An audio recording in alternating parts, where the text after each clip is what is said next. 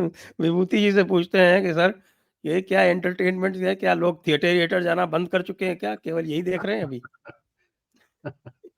देखिए, ताहिर साहब ने तो बड़ी मजा बहुत हंसा दिया हम लोग को आज बैठे बैठे यहाँ पे। तो सीरियस मामले को जब हंसी में बदल जाए तो कहते हैं कि उस शख्स की जरूर हमें तारीफ करनी चाहिए कि ताहिर साहब जो है तारिक साहब जो है, जो अपना ताहिर साहब जो है जी वो अपना मजाक इस तरह से उड़ा देते हैं। बिलावल भुट्टो की जहां तक बात है, बंदा क्या करेगा बेचारा, उसकी माँ की हत्या की गई, उसके बाप की, उसके दादा की हत्या की गई, इसकी जान के लाले पड़े हुए हैं खुद के मिलिट्री के नाम पे, इमरान खान अंदर बैठा हुआ है, तो सबको पता है कि वहां क्या आ रहा है। उसी कारण से मैंने कहा भी था, किसी शो में कहा मैंने, इस बात की चर्चा की कि अब फरूक अब्दुल्ला और उमर अब्दुल्ला और महबूबा मुफ्ती के जो रुख बदले हैं, मंदिर जाने लगे हैं, तो उनको ये तो पता चल गया कि भैया कुछ भी हो पाकिस्तान की मिलिट्री का नहीं चाहिए हमें, क्योंकि हमें भी अंदर कर देंगे तो बेचारे उमर का क्या हाल होगा, सोचिए। तो इस हिसाब से करके यहाँ पे जो हो रहा है वो सही, गोरा साहब ने सही बात कही कि यहाँ पे तमाशा हो रहा है। ट्रंप अपने तमाशबीन हैं और उन्होंने पूरा तमाशा किया हुआ है यहाँ पे। तो क्रेडिट जहां तक इंडिया का लेना हुआ, हम और आप सब जानते हैं कि वो तो मजाकिया बात थी बिल्कुल। उन्होंने आज कहा भी कि nobody lets me take the credit for it। उन्होंने चर्चा भी की है आज, अच्छा। nobody let me take the credit for it। हमसे क्रेडिट तो दे देते Particularly my friend Modi is not letting me take credit. Not giving me credit. तो उसको उनको इस बात से नाराज हो गए हैं। लेकिन पाकिस्तान का जहां तक सिलसिला है, उसको एक मिनट में निपटा दें कि पाकिस्तान जैसे जैसे उनके डिफेंस मिनिस्टर ने कहा था कि हम 30 साल से वेस्ट और अमेरिका की गंदी हरकतें करते रहे हैं, तो उन लोगों ने अपना एक IOU एनकैश किया कि हमें जरा सा आप छोड़ दीजिए। वो सब कुछ हुआ है इसमें। और पाकिस्तान तो हमेशा से रहा है एक honourable courtesan of the West and America. तो Honorable also. ऑनरेबल नहीं है सर, इस पे मुझे एतराज है। ठीक है, ठीक है। मैं तो ऐसे कह रहा हूँ, कोई मुझे गाली ना दे दे, उस पे कोई फतवा ना लगा दे, इसलिए मैं कह रहा हूँ कि ऑनरेबल तवायफ होती है। नहीं, तो काफी तवायफ घटिया को किस्म क्या की होता है बात साहब, है। वो अपने नगर वधु कह लीजिए, नगर हाँ, वधु ऑनरेबल हुआ करती थी। ठीक है। तो उसमें उसमें एक बात और भी होती है कि तवायफ को हर चीज अपने अपने क्लाइंट की हर एक वीकनेस और क्या क्या करता है उसे सब पता होता है। तो मेरा जो अपना अंदाजा है कि पाकिस्तान नोज बहुत सारी डर्टी हरकतें जो अमेरिका की और वेस्ट की हुई हैं, वो जानता है। और अमेरिका और वेस्ट को ये इच्छा नहीं है कि वो हमें अब दिखार करे दुनिया भर में। ऐसे भी डोज के कारण बहुत सारी हरकतें बाहर आई हैं कि CIA ने कैसे US8 के साथ सारा कुछ किया था। अब आते हैं उस पे, इस एलॉन मस्क और ट्रंप के बीच में जो हुआ, ये दोनों ही अल्ट्रा अल्फा मेल्स हैं। एक दुनिया का सबसे अमीर आदमी है, सक्सेसफुल बिजनेसमैन है, एंटरप्रेन्योर है, स्पेस में कर रहा है, दूसरा प्रेसिडेंट बन गया है। तो दोनों एक बड़ा पावरफुल और रिचेस्ट मैन। वो कहता है कि मेरे ट्विटर के बिना तुम जीत नहीं सकते थे, मेरे पैसे के बिना, मेरे मेरे मदद मदद के बिना तुम जीत नहीं सकते थे इलेक्शन। शायद थोड़ी जाती है उसमें, क्योंकि ट्रंप ने 2016 में तो बिना बिना इनकी मदद से जीते थे वो। 2020 में भी जीते जीते हरा दिया था उनसे। तो इस बार जो था उनका मुद्दा बहुत मजबूत था। यस, ट्विटर का बहुत बड़ा हेल्प हुआ कि राइट विंग को बहुत आवाज मिली, नोबडी कैन डिनाई दैट। लेकिन उसको चिढ़ इस बात की हुई कि जो जितने सारे एक्सट्रीम फैट लॉस प्रोग्राम के बारे में जो सारी चर्चाएं हुई थी, उसको जो है इस बजट में, बिग बिग ब्यूटीफुल बजट में, वो $3 ट्रिलियन और की डेफिसिट जुड़ रही है उसमें। तो 36.3 ट्रिलियन से वो 39.3 ट्रिलियन हो जाएगा। तो इसमें कहाँ की वाहवाही हुई। लेकिन एक बात और भी समझनी पड़ेगी कि जब आप एक्सट्रीम अपना जो मोटापा कम करना चाहते हैं, बजट डॉलर का बजट का जो करना चाहते हैं, तो इसका मतलब तो ये नहीं कि खाना पीना बंद कर देंगे आप, कुछ तो खाना पड़ेगा। तो बजट में वो भी प्रावधान है कि इतना तो काम करना पड़ेगा, जो वेस्ट था, जो ट्रैश था, उसको हम निकाल रहे हैं, बाकी तो सफाई करनी पड़ेगी और भी ज्यादा। इसमें उनका मतभेद हो गया।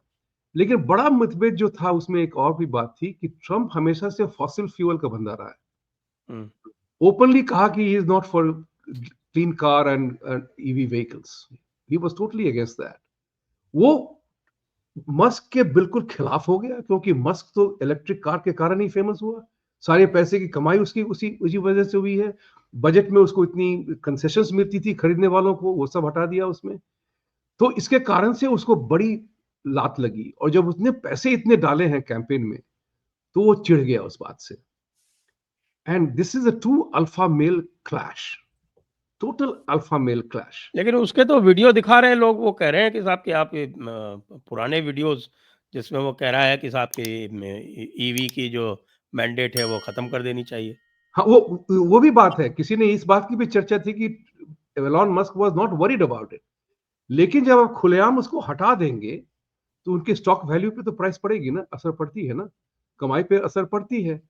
और जब जैसे ताहिर साहब कह रहे थे अभी कि ट्रंप की बात होती है, ये तो ट्रांजैक्शनल बंदा है, रात गई बात गई, दो बीवियों को छोड़ चुके, तीसरी बीवी पे लगे हुए हैं। अगर आज उनकी उम्र 80 नहीं 70 की होती तो शायद मेलानिया को भी डिवोर्स करके चौथी शादी कर लेते वो।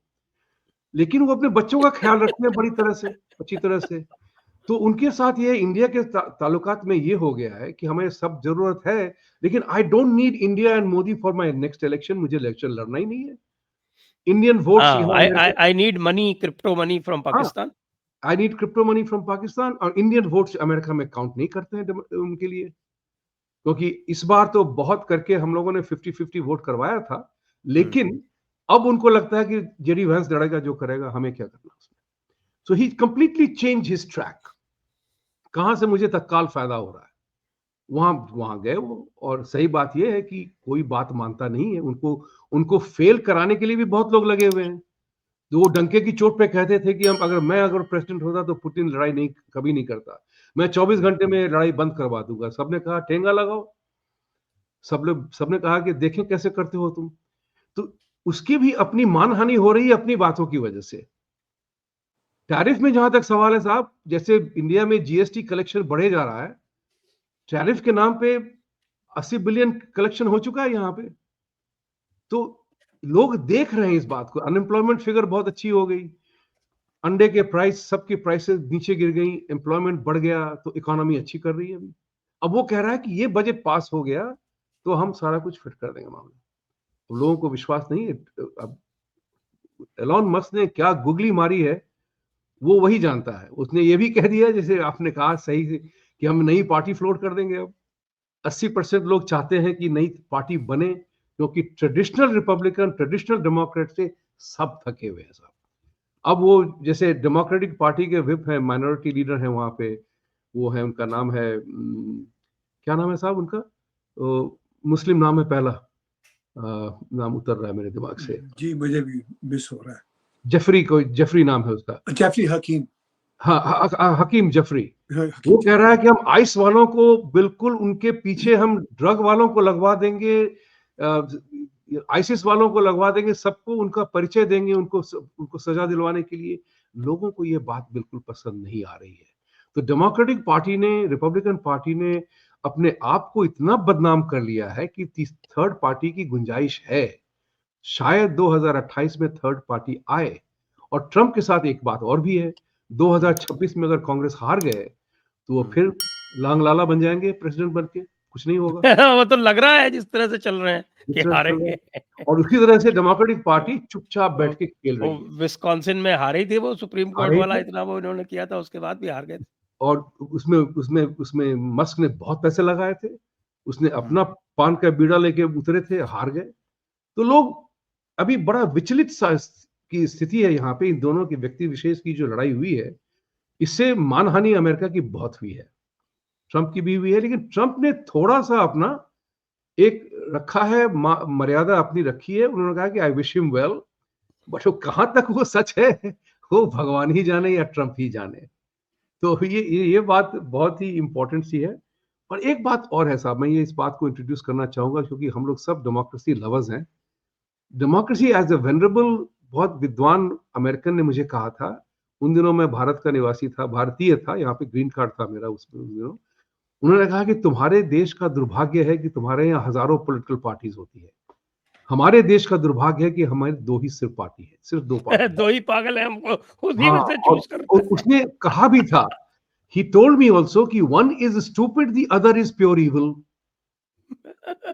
तो आप देख लें कौन stupid है कौन evil है. हम ऑब्वियसली stupid को belong आप नहीं करते कह सकते, हम समझ सकते हैं। ताहिर वोरा साहब से पूछ लेंगे।